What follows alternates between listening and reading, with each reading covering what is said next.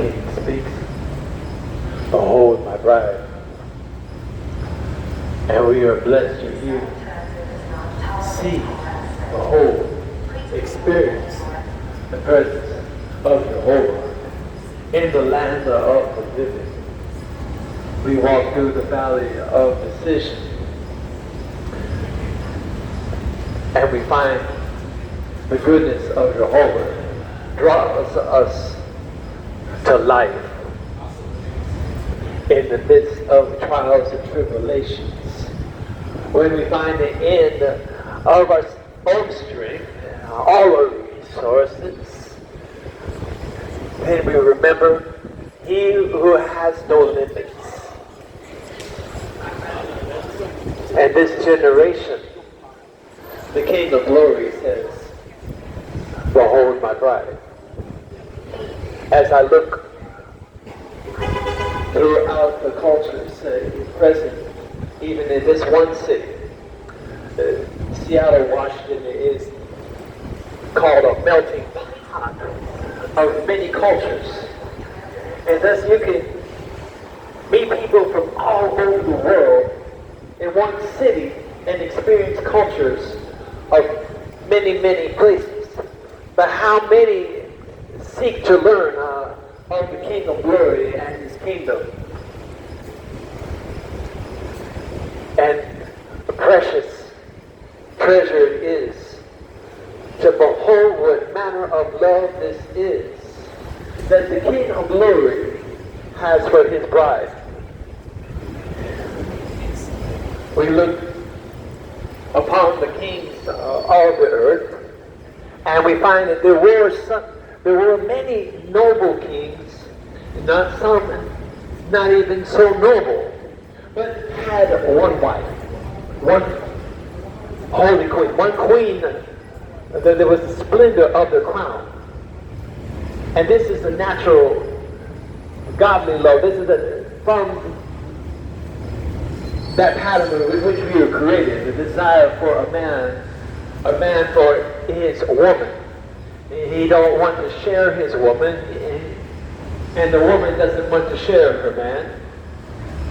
Some cultures, they permit, they say, okay, well, God permitted to be a man to have more than one wife, but the women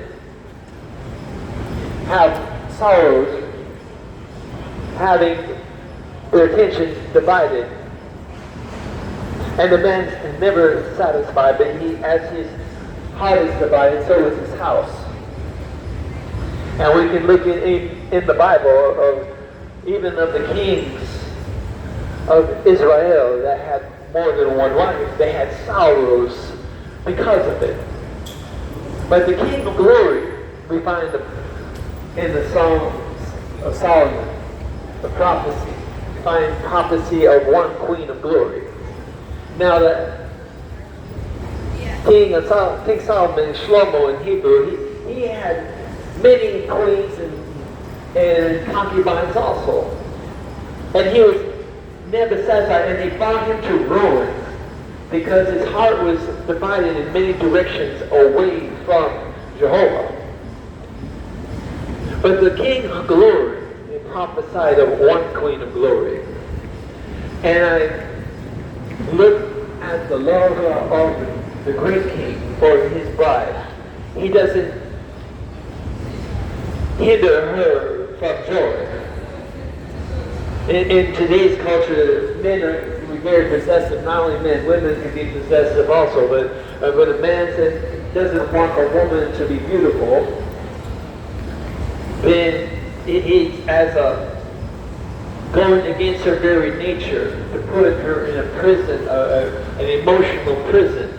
But the King of Glory, for me, the heavens and the earth, He causes the joy to be complete and full. Shalom is completion, having all things be good and well, peace and prosperity.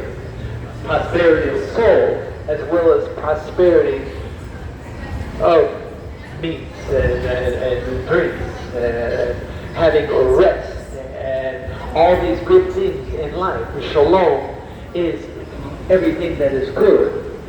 And so the King of Glory, how he uplifts his bride, that he would even lay down his life for his kingdom, that his bride could have all joy.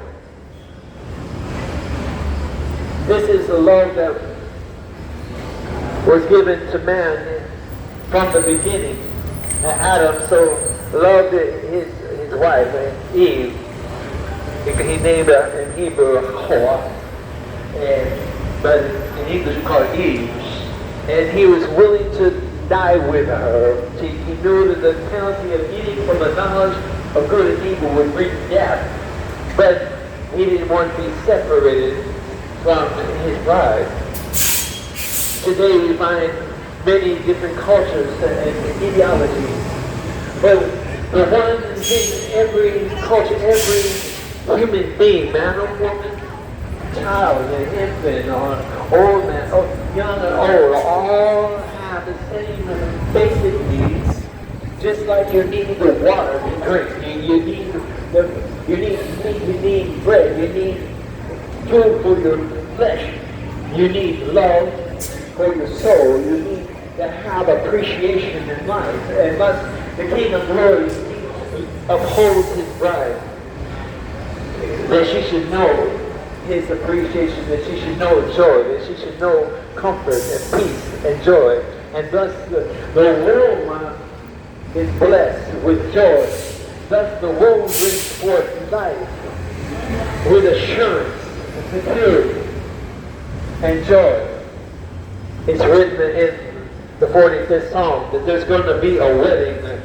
And you read in the book of Daniel about the 45 days after the day of judgment, after the day of Jehovah, when the wrath is poured out. 45 days later, after the smoke is cleared, after everything's over, there's going to be a wedding.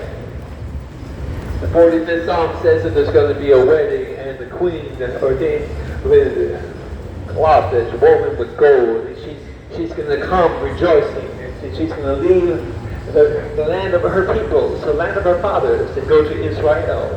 And there will be sons born to the king and his queen. But this generation is the generation of the establishing of the house of the bride. Behold the word of Jehovah. And my eyes have seen the King, and my ears have heard the voice of the Almighty. I heard Michael open the book of prophecy and read, and thus I declare that which is now and which will be, as well as that was and forever will be. Amen.